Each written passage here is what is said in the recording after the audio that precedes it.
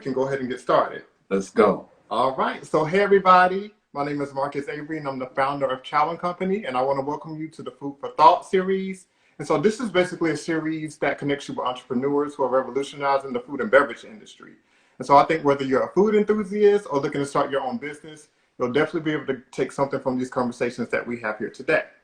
And today's topic is the reclamation of Black food narratives. And joining me today is a guest that knows this topic all too well. So I want you all to give a warm welcome to, drumroll, Chef Rock Harper. Hey, there it is. Appreciate that. Thank you. Welcome to the show. How are you? I'm good. Good to be here, bro. I appreciate you having me on. Yeah, no problem. So I think before we get into like the core discussion, I at least want to familiarize people with, kind of like your early career, what you've been able to accomplish in quite some time. I mean, from being an author to a podcaster, winning season 3 of Hell's Kitchen, and even, of course, a restaurateur. Can you tell us about where that starting point was for you? Yeah, well, I started, I loved eating, right? When I was growing up, obviously, I loved to cook. It was more of a form of entertainment for me. I have two older sisters, and, when I was preteen, they had teenage friends that would encourage me to make things like noodles and scrambled eggs and, little struggle meals, but they appreciated them. And as any young preteen would know, adoration from 16-year-old for me, girls, was like the big deal. So that kind of pushed me in the right direction. My grandmother and mother, phenomenal cooks, and it was in the 8th grade at GW Middle School in Alexandria, Virginia, where I'm from, where I took home ec, and my lovely teacher, Mrs. Hill, guided me through this lasagna, and I couldn't believe that I'd made something that was really fancy to me. Mm-hmm. I had made something that sort of interesting. And it was at that point where I went down that was sort of a breadcrumb for me. Like, hey, I can really do this as a profession. Took culinary arts in high school, where I met one of my mentors, Chef John Dorney, who was he had the Chef Boyardee mustache, this sort of hefty white dude. And he really became like a mentor to me and helped guide me in the direction of culinary arts and, pursuing it as a career. So, so that was kind of the start, and then the rest is kind of history, as they say. Okay, and so I guess with that, it's kind of safe to say that you make a mean lasagna now at this point. Listen. One of my closest friends is Italian, and I done picked up some tips along the way. So soon to come, I do make a nice little lasagna. Got it. So as far as we get to Hell's Kitchen, so one, what even led you to compete on Hell's Kitchen? Yeah, well, so it was 06, 07, and I was executive chef at B. Smith's in Union Station. And for those that don't know, B. Smith was the lifestyle maven, restaurateur, creator. She was a former model.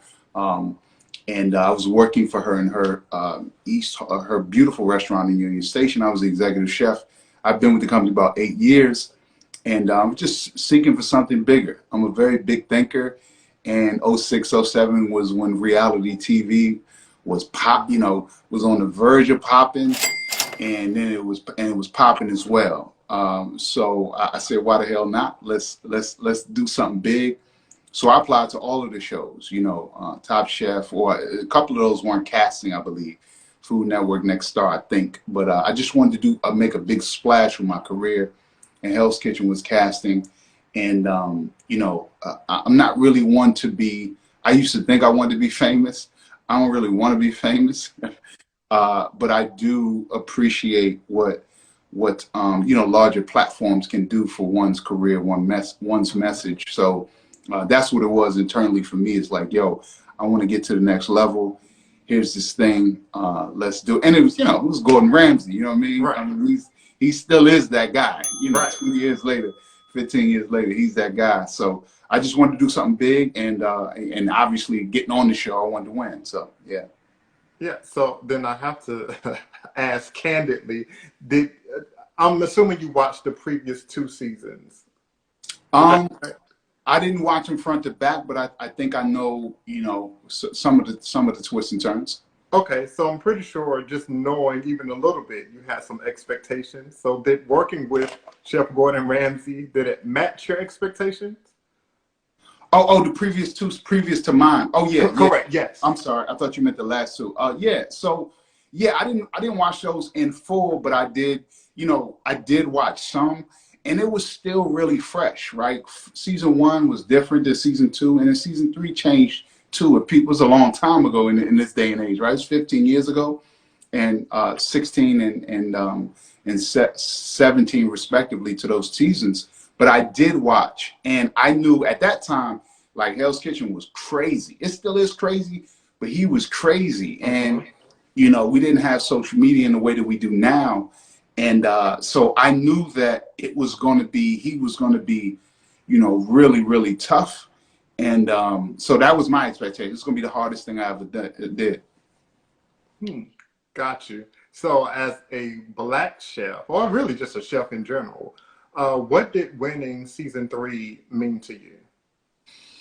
Well, I can answer that both ways, I believe. So, you know, I think as a chef in general, it propelled my career to a whole nother level. It gave me a launch pad and a springboard, whatever metaphor, that I wouldn't have had otherwise. Right? It opened me up to a new audience. It opened me up to television. Right? This is big time network TV. So my relationships and my experience, it really opened my world up. And obviously, that show is still in syndication. I get DMs and emails from all around the world, from 12-year-old, you know, aspiring chefs, tenure, like people still really resonate with my season and that show. So it continues to provide inspiration and also motivation for folks. And quite frankly, it helps my brand, right? Right. I would never be able to. The young man reached me from Jordan the other day, or not too long ago. And, what am I doing? It's going to reach a young kid in Jordan. Hmm. Hell's Kitchen is in Jordan, right? So as a black chef, it did that, and plus, it allowed me. I don't know if I had the sort of the wherewithal at the time, or this was my intention, but I put everything that I had on display.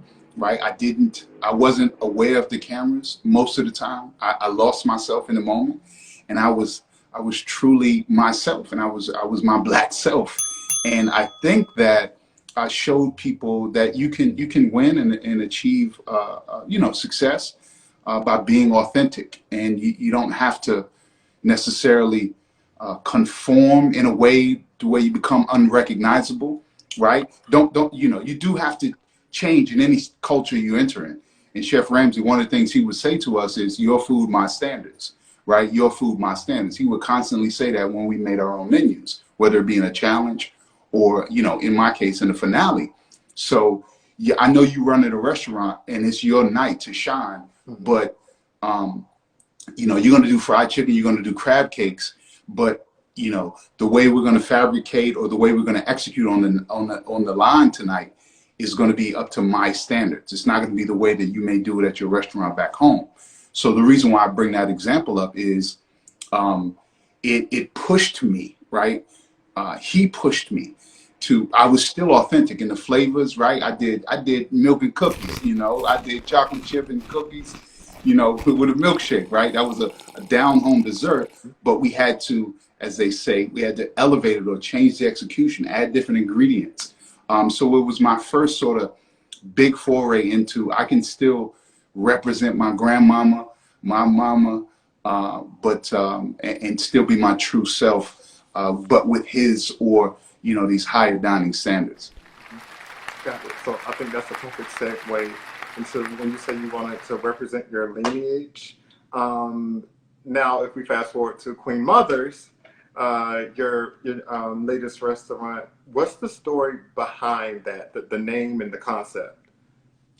Yeah, so in short, Queen Mother's is, I was thinking about the name and what do I name a fried chicken sandwich restaurant? I created a restaurant in spring of 2020.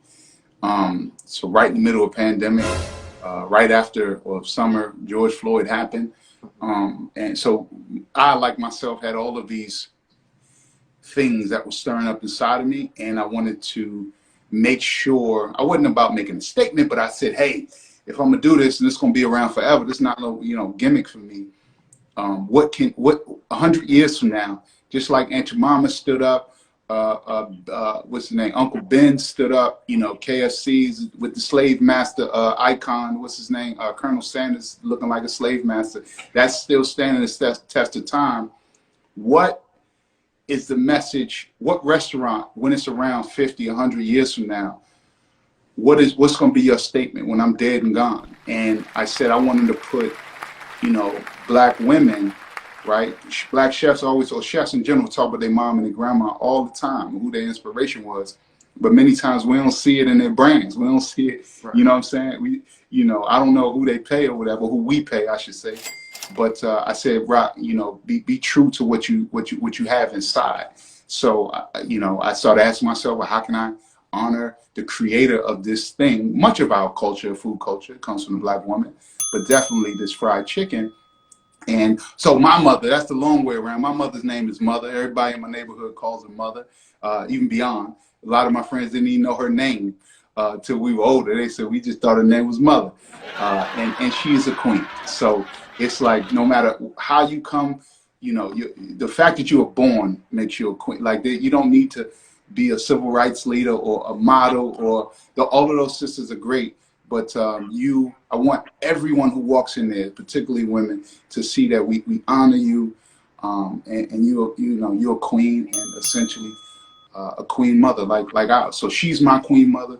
She's the highest of the high. And yeah, I'm rambling now, but I got a lot to say about the brand. So no, I like that. Put your mother up there on the hierarchy, like that's how it should be. Yeah. So that's much respect for that. Yeah. And I know again, as some of you might know, just based on my social media, I came through and ate at Queen Mother's this past weekend, and I have to say, because my next question is like, what makes your chicken different from any other, like chicken restaurant? But I mean, I know it was just like really, really good. Like that. It was like good, moist. I know a lot of people don't like that word, but it was everything seasoned well. I really enjoyed the whole experience of it all. And I know it was the duck fat. Like I know that's like one of your key things, and it really makes a big difference. So, and I probably just revealed it, but just tell us what makes it so different. Yeah, well, I appreciate that, man. Listen, you can talk about the chicken sandwich as long as you like. I'll mute my button. You know what I mean? Listen, I see people talking about the bread. It's so many things, and it's something I want to make clear. I'm going to talk about the chicken, and also talk about the foundation of the chicken, right? Because it's really, really the two things I believe make up the experience, right? So the chicken is, just a smidgen away from organic, right? It's the best chicken available. It comes from Maryland or outside of Maryland. So it's local to us. It is, just away from organic. So it is farmed humanely, responsibly. It's shipped in sustainable packaging, all of the things. I mean, these chickens, it's air chilled. And the reason why that's important, the chicken that we mostly eat, when it's processed, it is dumped into, to cool it, it's dumped into water. And so this water is usually filled with chemicals. Gross. So, so it's safe, right? Usually chlorine. So it's like dunking it in bleach water. Now, of course, the chicken soaks some of that water up and loses some of its flavor. But this is air chilled. And it's also, just think about millions of pieces of chicken and millions of chickens going into a big old pool of chlorinated water. Not to if you ever been to a slaughterhouse, that is not the most beautiful sight. Air chilled. Yeah, so these are humanely processed and all that jazz. And then we have, all the ingredients a fifth grader could pronounce, right? Salt, pepper, smoked paprika from Spain, sea salts from Italy. It's just really wholesome. There's no preservatives, right? Some of our other fried chicken friends use some things that you necessarily can't pronounce. Teach its own, but we don't have that.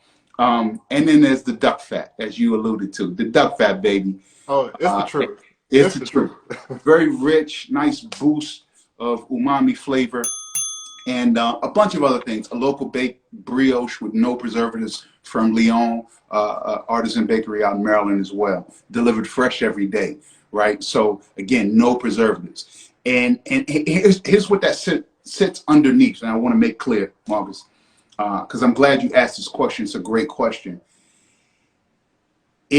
Everyone in our company, everybody that works for Queen Mothers, makes at least $15 an hour, right? And I'll tell you why that's important. Because here we go. Because I moved this restaurant. So I started in Washington, D.C., where the minimum wage was 15, and that was the law, right? And it's not easy to do as a sandwich shop. It's not easy to do that. When I moved to Virginia, the minimum wage was $7.50 or $7.25. I had to ask myself, you can pay people out here $12. That people make $10. You can get a dishwasher for the minimum wage. But what was important, right? I had to ask myself, what will my mother say? What will my grandmother say? Well, if you get a great employee at least $15 an hour, 5 minutes away, I can see DC from the highway. Why would it change when I cross the bridge? Right. And I said, no, we need to pay a livable wage, right? Anybody.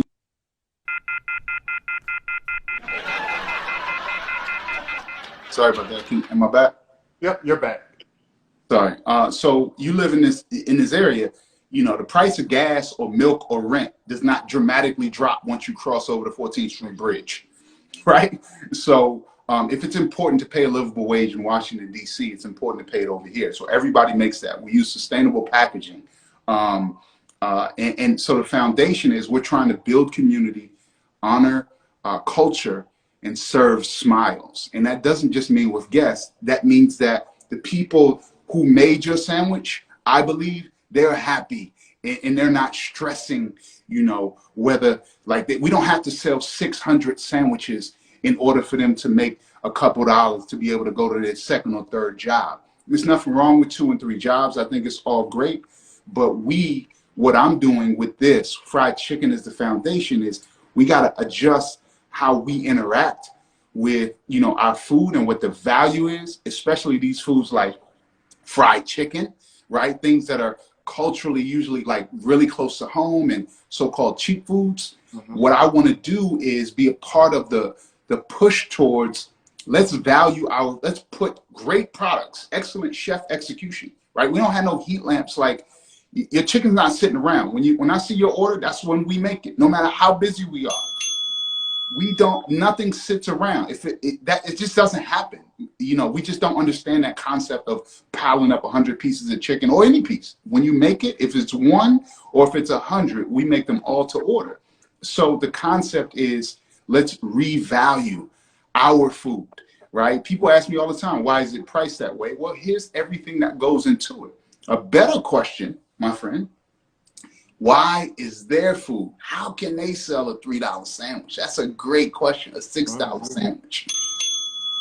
And then when you dig into that and see why that food is so cheap and allowed to be shipped from out of the country and allowed to sit on the shelf for such a long time and the oil lasts for such a long time, then you may question why, what's really in your food and is it worth that? So I'll step off my soapbox for a second, but that's all that goes into the fried chicken sandwich at Queen Mother's. Yeah, no, and I think what you said is perfect. It goes back to that overall concept of taking care of the people that take care of you. So, i.e., your employees, and just making sure that they have a space where they feel valued and they know that they can come in and do their job well and get paid a livable wage. And yeah, look, that's what we all want. Like, who knew? And you're actually providing that. Yeah. So that's good. I saw someone in the comments. I believe it was Foodie Guru. She asked, "Are y'all hiring?" You know what? We're going to be expanding very soon. I got some, so Foodie Guru, we will be really soon. And here's another thing, not to plug my employment, but to plug my so 15 is the floor. So it don't matter. That's the floor. Everybody doesn't make 15. And we share tips, and everybody shares tips. It's one big family. So sometimes that 15, could be 19. Sometimes I've seen it $21. And I know, that's not going to make anybody rich. But again, that we got to reframe how we value the people, our food, and the people that are making our food. I don't want nobody super angry in the kitchen. I don't. I want you to be happy that you're making a great wage when 400 people come in because we just went on the Today Show or something like that. I want you to be okay with that. So that fluctuates. And when we deliver great service, customers, feel inclined to leave a tip. I don't care if it's 50 cents or $1. Well, then that adds up over the next couple of weeks. So I'm trying to build it to be a great place to work. Yeah. And hey, again, just from me being in there this past weekend, I think you're definitely building that environment. So thank you. Thank you. Look, shouts out to you for that one. And Appreciate so it. now, since we're talking about fried chicken, let's just get to the core. Why is fried chicken so polarizing when it comes to Black America, in your opinion? I think because Black people believe the lie. So there was a lie that, well, before we get to the specific fried chicken lie, let's get to the Black lie. So the lie that was told to us, it still is in certain aspects, but the original lie, the original, one of the big sins of this country was everything that comes from you is low, right? Our oppressors use the Bible, right, the scripture, to justify the interruption, to justify our kidnapping, our torture, our rape of our people, right? And said you can't read and you can't do all of these things because you were unworthy. You're minimal. Everything you do, because it was God that did this. Everything that comes from you is garbage. And you still there? Yes. Everything that comes from us is God, right? So you got garbage on one end, God on the other. Okay, and I'm not saying anything that's not proven. So within that, I didn't say proven. There wasn't a theory that needed debunking. It's history, right? Right. So within that, it's all in there. Right, right. So within that, fried chicken is just one thing. Chicken in general, and I'll throw in another little watermelon. We actually used chicken. Enslaved folks were allowed to keep livestock, poultry, right? I'm not a culinary historian. I'm happy to be, if I say something wrong or people want to challenge, I'm open to that or to be corrected, but I know this much. So the chicken actually became a tool for us to economically empower ourselves. It was not the only thing, right?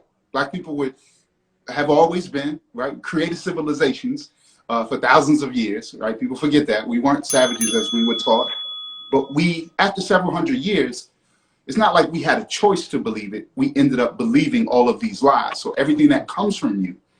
And of course, the people that were a part of the power class believed the lie. Not all of them, but believed the lie as well. It was just a part of America.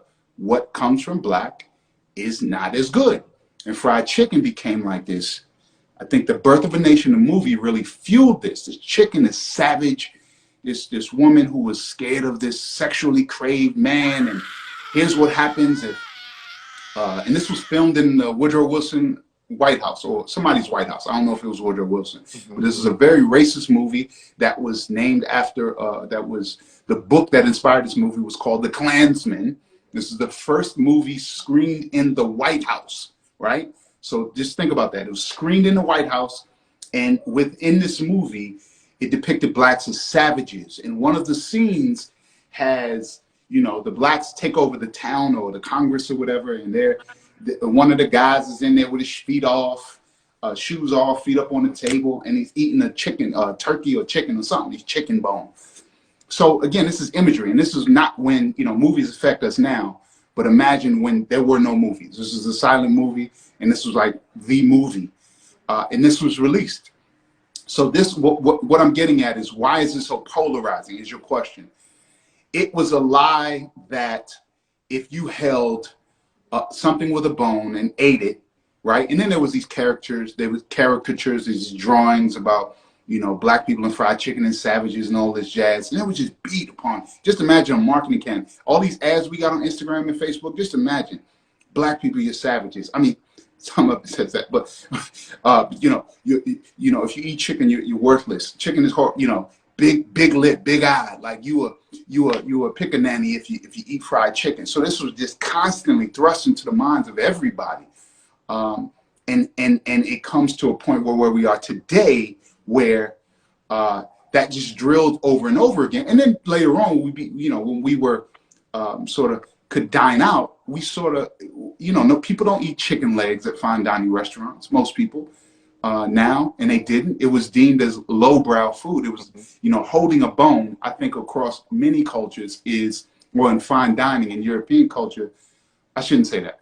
Holding a bone, a piece of meat in many different dining establishments means that it's not civilized dining, right? So holding a fried chicken bone and eating it is also lowest of the low, can be seen that way. So I think that's why it's been marketed in our heads as lowbrow food. And the reason, I believe, is because it's actually a powerful thing.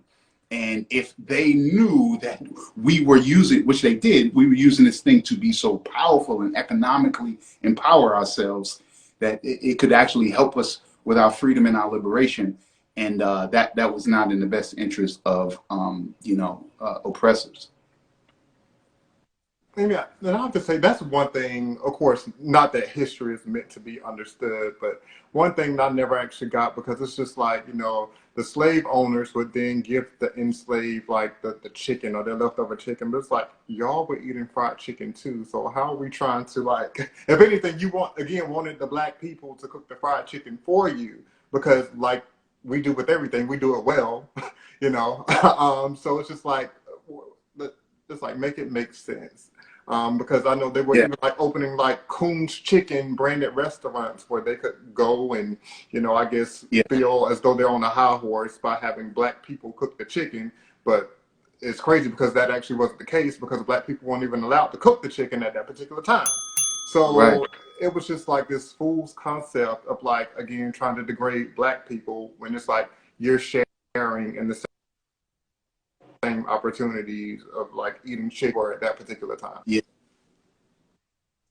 Yeah, you raised some good points, man, and you hitting it right on the head, and I think you have a good grasp of the situation, and I'll just piggyback on that real quick, is that we were taught incorrectly. Obviously, we were taught by a system that didn't really want us to learn, in large part, these powerful parts of our history. So when I think about fried chicken, it's hard to make. People think, oh, fried chicken, it's like the dirty stepchild of unhealthy. When anybody says, oh, a black person's unhealthy, well, you can't eat fried chicken. It's just like, oh, that's the reason why people are unhealthy in this country. And when we think back, fried chicken was really hard to make, right? You had to slaughter a bird. It wasn't economical, right? Families weren't. You had to kill a bird, you had to kill a bird. You weren't doing that 2-3 nights a week. You had to kill it, boil it in hot water, get the feathers off, scald it, and then cook 2 pieces per person. We didn't even eat that way. It was more of a celebratory dish that was consumed sometimes in the spring, in the summer, Sunday dinner, like a celebration, right? And then when I think about the seasonings and the technique, do you know how badass you gotta be to deep fry over open fire like our Right. ancestors were. Like, bruh, I'm a bad man, but I ain't that, like, I haven't achieved those levels. You know what I'm saying? I've been to Jamaica where I've seen them frying fish and lobster right off the ocean over open fire in a cauldron. That's badass cooking right there. Yeah, I got a thermometer. You know what I mean? I got modern technology. You know, so when I think about fried chicken and I think about the mishistory, right? The mystery, I think about I want to say, okay, well, let's relearn this thing. Like, how can I use this? And not just to eat a bunch of fried chicken every day, but to understand we came from geniuses that created this thing out of, I mean, insane situation, insane circumstances. So that's what I lean into. Yeah, yeah, yeah. And I just goes back to say that's what we do best. We create something from nothing all the time, and we continue to do that flawlessly. So Yes. again, look, cheers to us on that Yeah. one. Now I want to talk about again soul food. Like, where does the term soul food come from? And then is soul food different from Southern food? Man, that's you. You asking the great questions, bro. You asking the great questions, and I'll say this.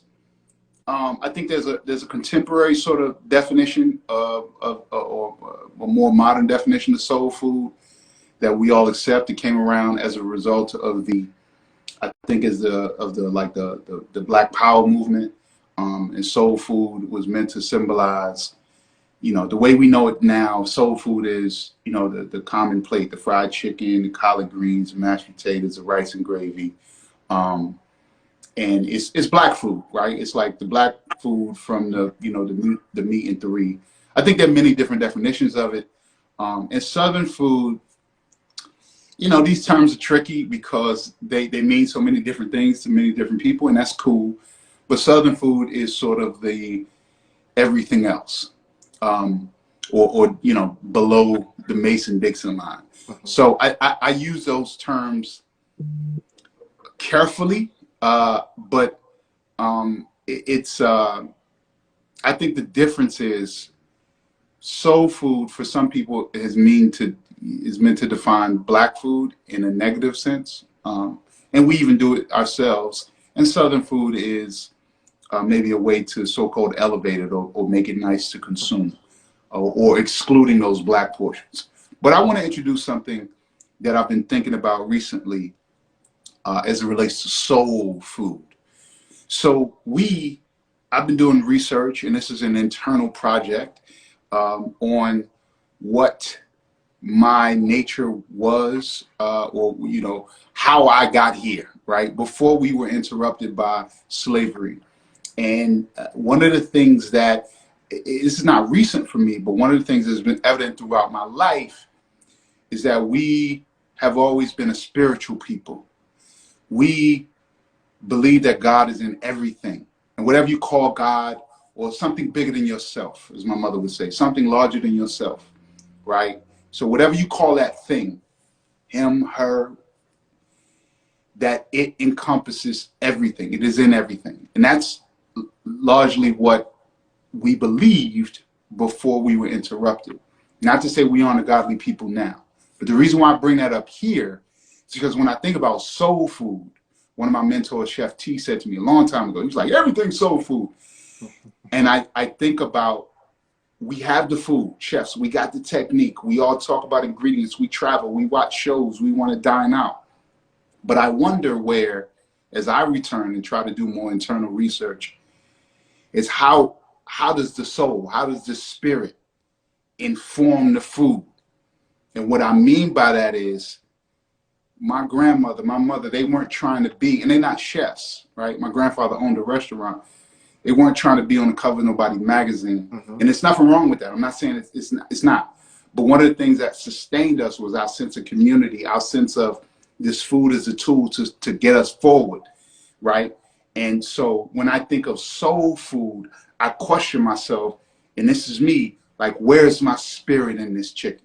Where's my soul? What am I doing with this? So for me, I'm leaning back and I'm trying to sort of center that term soul food.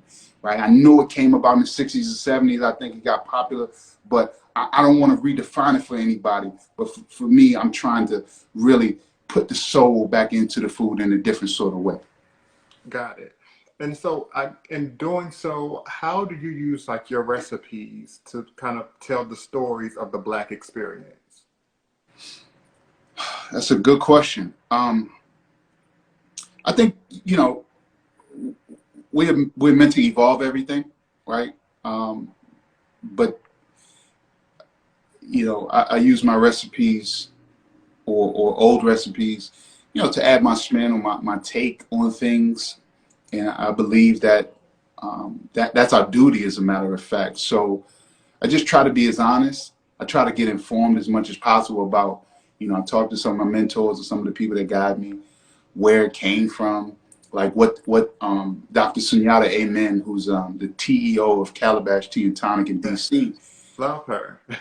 She's incredible, and you know, she will break down the herb like nobody's business. Hmm. Or so talking about just how an herb or spice has been used historically for thousands of years, where it came from, and then its properties now.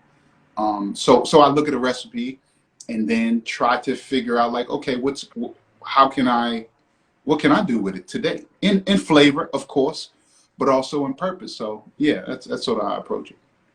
Okay. And how important do you believe it is for Black chefs to be represented in all cuisines and not just like the traditional Southern or again soul food, depending on how someone may choose to define it? I think it's important, really important, for Black chefs to be represented in all cuisines. And what I mean by that is Black chefs should be, we go wherever we want, right? And this is obviously true for anybody. I think it's challenging when we try to enter in spaces that aren't Black food, because we sort of, you know, I've known too many Black chefs. I mean, too many of my that it's just like, oh, you don't cook. You know, I wanted to see, you know, people say fried chicken. These cats would be like, I don't fried chicken. You know, whether it be Italian, I'm thinking of, you know, Timothy Dean, who's one of my, you know, icons, one of my idols. You know, he was raised under, you know, some of the most iconic French chefs that we've known in general, but definitely in the DC area, in Jean-Louis and Michel Richard. And so when you got this dude from PG coming in, you know, in this very white space, cooking this French food, it was very weird for people, and you know, he had some roadblocks. Hmm. But to answer your question, it's really important, and I feel like we just got to do us, right? We got to do us, and we always, the game ain't changed. We got to work hard, twice, two, three times as hard. But I want to encourage people to enter in those spaces and stop worried about you. I'm a Black chef cooking Black food, so-called Black food, Hmm. and I still get, like, it's gonna be barriers no matter what. So my advice is just do you and cook where your heart is telling you to go. But we can't let those people that say we don't belong stop us. If it's Russian food, Polish food, or, you know, Italian, whatever it is, or wherever you want to go, like, just, you got to do you. Hmm. No, yeah, for sure. And I'll say, leading to my next question, do you think that embracing Black food also means embracing some of the negative trauma that's associated with Black food? What do you mean? I mean, just look at the history of, Hmm. you know, again, dealing with the slave owners, just like being handed down to us. You Hmm. know, you mentioned religion earlier. So all of that is like compacted into food. Hmm. As we know, like food is this universal language. So by embracing, again, Black food as we know it, does that mean kind of like embracing everything else that came with it? Um, you know, that's a really good question. And I think this is part of my mission. I don't think you can take the good without the trauma, or at least recognizing it. Um, and I think that's a part of it, right? That's a part of the healing is understanding it. Everybody doesn't have to be, you know, doesn't have to roll like I roll. I go hard. I enter in spaces and I'm getting older. I ain't at old uncle stage where I'm gonna say any damn thing. You know what I mean? But I'm gonna get there in about 25 years. I'm gonna say whatever the first thing that comes to my mind. But but right now I do enter into spaces my full self, and I'm not afraid to be confrontational and to be uncomfortable and to make people uncomfortable, because that's a part of our existence here. If we're going to make some real change in this country, but definitely in this restaurant industry, we got to say some uncomfortable shit. And many people just want to go along and get along and get to the bag without, upsetting the apple cart. I'm gonna flip that and sucker over if I have to. So you don't have to be like, all out front. I believe there can be a different approach. So many of our incredible Black chefs that are doing some phenomenal work in this country and around are not as out front as some of us are, and that's fine. But I do believe you have to understand in cuisine and in general how we got here, right? There are many of our brothers and sisters that are fighting from within the system, and they people wouldn't know. And I'm just talking about Black folks at this point. People wouldn't know that they are addressing the trauma and understand it because they're in these places that you just have no idea. So we gotta, like, just because again, I use it to me, just because I'm cooking soul food and I talk about Black food, that's not the only way to do it. But to answer your question pointedly, I do think you have to embrace it all in some way. Don't just take the food, because that's such a small part of it. And with that being said, what do you think the next generation of Black chefs should contribute to the culinary world? I think that the next gen just has to do what's in their spirit, man. That's my hope. Let me say that. I don't want to, I know a lot of people before me. I mean, as I look at Kareem Abdul-Jabbar and all of the stuff he's been saying about LeBron, I'm just like, dude, my homie posted in the group chat the other day. He was like, he's becoming that old dude that's just like, that old, don't step on my lawn Bama from the neighborhood. And it's just like, Slim, like, let me live. Like, I'm trying out here.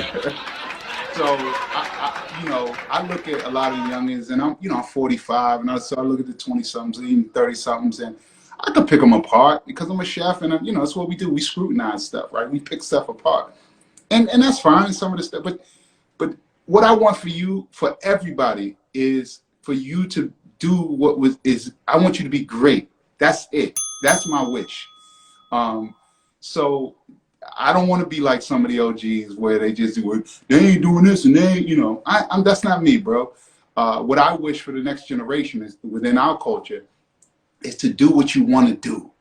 And when you were 12 years old, when you were 16, when you first got into the game, don't be ashamed. Of course, you're going to have to adjust. And I don't want to use the word compromise, but depending upon what circle you want to play in, of course, you're going to have to adjust and figure things out. But don't be what somebody else is telling you to be. And then I'm not trying to tell you what to be, but I want these youngers to be great.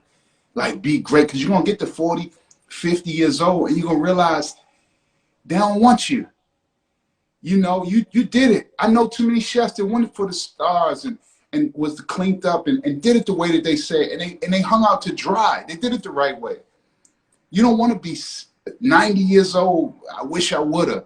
Bro, if you want to be a TikTok star, cooking spaghetti, throwing it at the wall, or whatever, if that's what God put in you, do what God told you to do. That's what I want for you. And I hope that just the other thing I want for us is to bridge that gap, right? I feel like Black people in general, but definitely in this industry, doing what you're doing, reaching out.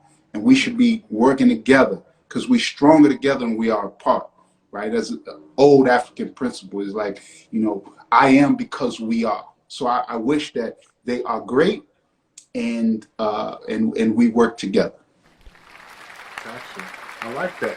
Okay, so we are going to take a moment just to kind of like break away from the conversation because we hit on some hard hitting things. And because I do like to always incorporate some type of like fun activity. So we'll just do like a quick little little round of like some quick fire questions, which I like to call the Hunger Games.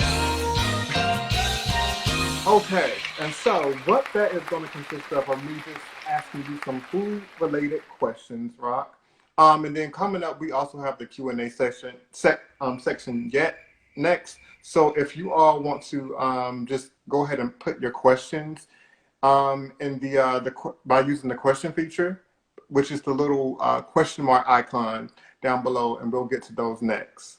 But before we do that, are you ready to play the Hunger Games, Rob? In real life, I feel like we're playing them already. No. This is my version, so don't worry. It's not getting that bad. Let's go. Okay, I'm going to start the game. So. Is that a timer? Is that a ticking timer? I feel like a bomb's going to blow up. Go ahead. I'm sorry. Yeah, but don't worry. It's not time. That's just for dramatic effect. White meat or dark meat chicken? Dark meat. Okay, I like that. Same here. Regular or fried hard? Regular. Okay. Oh, controversial. Sugar or salt in your grits? Oh my God, Mr. Foodtastic. Salt. He just joined. Come on. No, but you know what? No, that's me. And I feel like I'm in the minority on that one. Well, I'm just like a fat kid, so I put sugar and salt in my grits, along with butter and hot sauce and cheese. Oh my God. We got this. Is gonna be. Look. I'm working on a game show, a Do You Know Black People game show, and we're gonna have to. Somebody gonna have to fight over this issue. This is really controversial. Yeah, it's a real thing, and I see in the comments. There we go. Noel, sugar, but I do see a lot of salt. I feel like I'm always in the minority on that one. Okay, the next question. What one dish is Chef Harper bringing to the family cookout, but you can't say fried chicken? Okay, all right. So I'm bringing. Damn, you stumped me. Potato salad. Potato salad. Yeah, I'm going hard. I'm going hard Okay. in the paint. I like to bring iconic things to the cookout because I'm going like I want somebody to say, "What's the question? Who made the potato salad?" So, and I want people to say it's great. Hopefully, the aunties. And I'm pretty sure it's safe to say there are no raisins in your potato salad. Oh hell no, no. Not unless I don't like the people. Okay, let's see. You're from the DMV. Are you doing a half smoke or chicken wings and mumbo sauce? Ooh, that's tough. That's tough. Look, I'm gonna give some love to the Ali family. I'm gonna do a half smoke from Vince. Okay, there we go. Let's see. Waffles or pancakes? Oh my God, now you really stumping me. Damn. Pancakes. Pancakes. Okay, we'll take that. Let's see. Cake or pie? Cake. Okay. Cake. Cake. Final answer? Okay. And then Brussels sprouts or cauliflower? Brussels. All right. And then last, if you could prepare a meal for anyone, who would it be? And they can be dead or alive. Jesus. All right, that's it. You did the Hunger Games. Yeah. Yes. I feel like a meal with Jesus would be, people say all these, like, but Jesus would, can you imagine literally having dinner or a piece of fried chicken with Jesus? Like, Jesus, what's that? Like, talk to me. I mean, that's got to be insightful, like, for sure. Yes. Okay, now let's get into some of these questions. Oh, wait, I do want to know, what would you make Jesus? I would make him fried chicken. Like, it's not even, that's my dish, but easy. Nobody cooked fried chicken for Jesus before that I know. It's not in the Bible, so. It's not documented, so you could be the first, for sure. Jesus was a brother. So Okay, let me see. I'm going to get into some of the questions I'm gonna get in here. trouble. I'm gonna get in trouble for all that, but it's all good. You are good. Let's see. So the first one, let me start actually from the bottom. Why do you think the Black community has been so successful in passing down recipes down to each generation? Why they have been? Yes. That's a good question, and I like the way. Or, I mean, you may feel they haven't been. So you can Well, answer that I think it too. depends. It's a very personal experience, but I think we have been for a number of reasons. We are as displayed here, we are a verbal storytelling community, and our, when I ask my mother about some food, it comes with a story, right? It's not just recipes. It comes with a story. So we love stories, we love telling them, we love receiving them.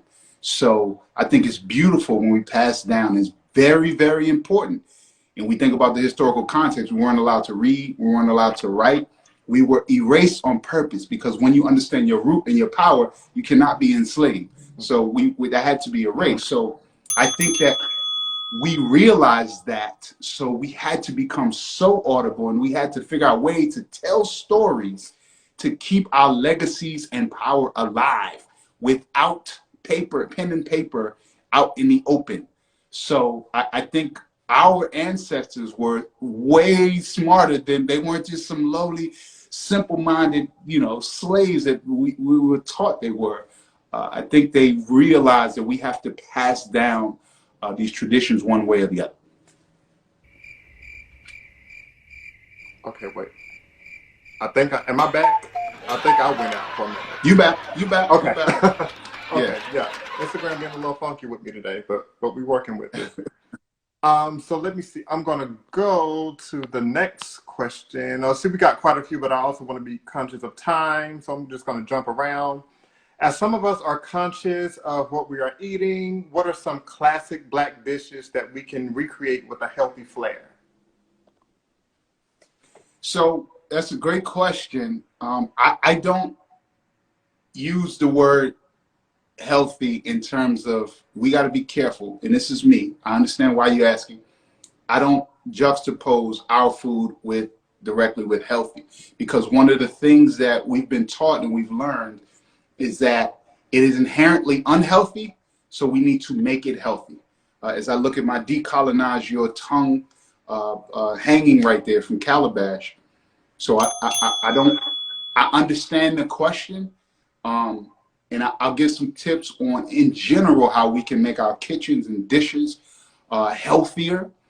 But I don't pose the question as it's unhealthy. Fried fish is not inherently unhealthy, right? Fried catfish or whiting is not unhealthy.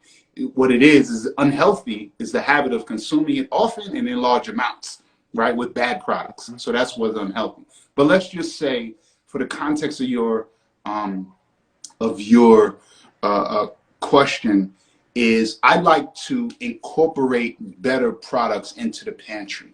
Okay, so when we're making, my mother and I just had this conversation, and this is not going to, like, so we were talking about eggs, and my eggs cost like $7 a dozen, and she was like, "That's crazy," and she said she had made a boiled egg the other day. She's staying with me, and it tastes better. She said, this egg, I didn't realize it tastes better. It was, et cetera, and so forth. And I explained to her, well, those eggs you get are, from the regular store that are $1 a dozen. Here's why they're so cheap, and here's why they don't taste like nothing.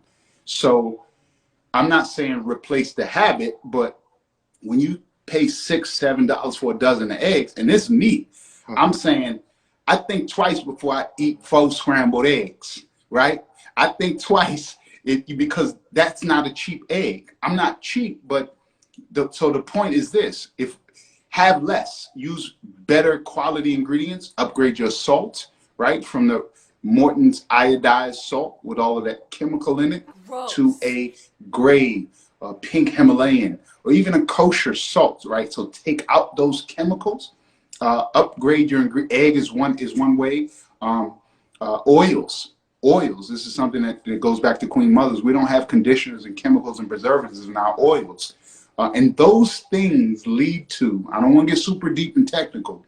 A lot of these chemicals lead to other inflammatory sort of stressors in our lives, which lead to other manifestations of, of unhealthy, so to speak. So again, I don't want to get all super deep in it, but to answer the question, I believe in upgrading your pantry. Once a month. I used to do it like once a month. I would just swap out, or when I would buy something or organic, or I would buy a new oil, grapeseed oil, sunflower seeds, something with, or the right salmon. I would make salmon cakes, but I would buy that really good, $8 a can salmon. And I would do that once a month because that's all I could afford, or even if it's a dozen eggs. So that's what I encourage. If you're making mac and cheese, for instance, try to use a really good cheese and take out some of the American or the pasteurized cheese. Use a better milk, or maybe switch out to a plant-based milk. Just a little change in the awareness of your habits can go a long way. So that's all I got. Somebody said coochie cake. What's that? Yeah. Wait, coochie cakes? I missed that. I don't know what that is, but of course, Fruity Guru with her. All right, here we go. Thank you, G. Thank you, Glenda. Oh, here's another good one. How are you changing the narrative that Black-owned businesses deliver, or can sometimes deliver, low-quality service? Oh, we just deliver excellent service. Oh, period. Just like that. Every time. I value, and this, I answer this quickly because I know you got a lot of questions. And this is to my chefs, to my Black-owned businesses. There's a brother that came in not too long ago, right? We sometimes get mad at us. This brother came in. He was the machine wasn't working. Having problems with his credit card, and he started cussing. He was like, "This MF is, this MF and this and that, MF and that." So he wasn't cussing her out, but he was cussing in the way that sometimes we cuss. There are many cultures, all cultures, I want to say, have the same sort of language, right? Or they have this not actual language, but you understand how your people are.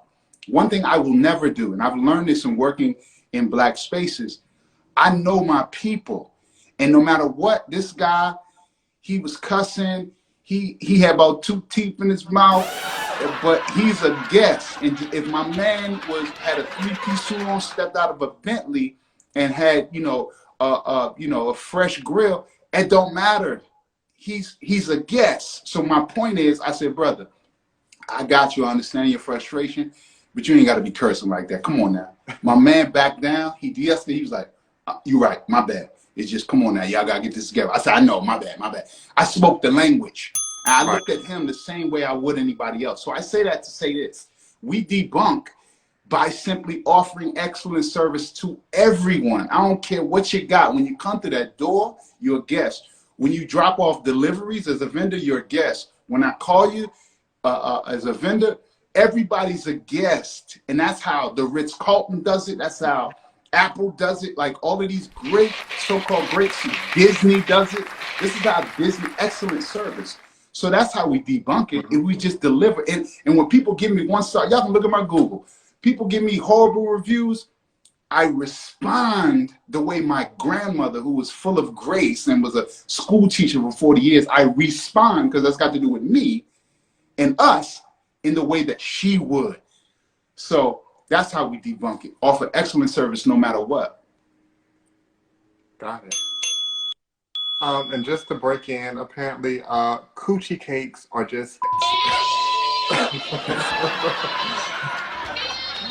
So there we go. There we go. So you killing with the sound effects. I love it. And that's not the first thing that came to mind when I read that. But all right, we're gonna roll with it, Fruity. Okay, let's see. One of the other.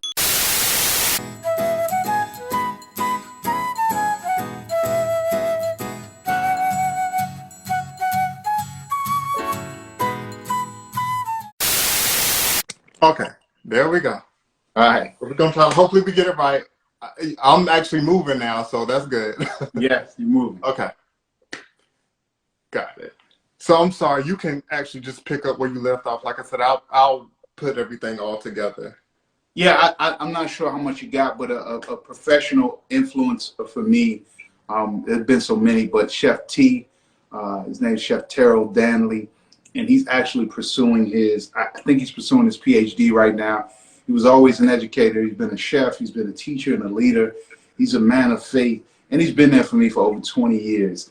And I think when we were talking about generational connections, and bridging this gap, I look back and I was hard headed. I didn't always listen to Chef T when I thought I was hot stuff. But whenever I call, no matter what the year is, he's been there for me, and he still continues to be there for me to this day. So I'm gonna call my brother tonight and tell him how much I love him. But Chef Terrell Danley, who's an accomplished chef in Washington D.C.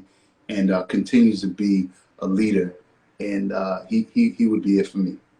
Got it. That's good to know about that. Look, before Instagram cuts us off again, like, I'm gonna go ahead and try to like close things out.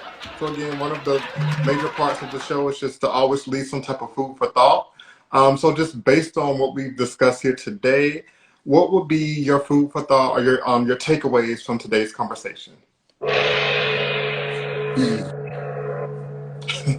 Here we go. Takeaways from today. I'm gonna leave everybody with our um, our our mission at Queen Mothers, which is serve smiles, right? So serve smiles means, how can we lift one another up and just make somebody feel good today, and just lead with that. Honor culture, right? You asked a great question earlier. All of it, embrace all of it and honor it, right? Just respect it and appreciate it, all of your culture. So that means finding out and then, carrying that with you, and building community, which you're doing tonight. And I'm so grateful. I am really grateful that you've reached out, you've supported.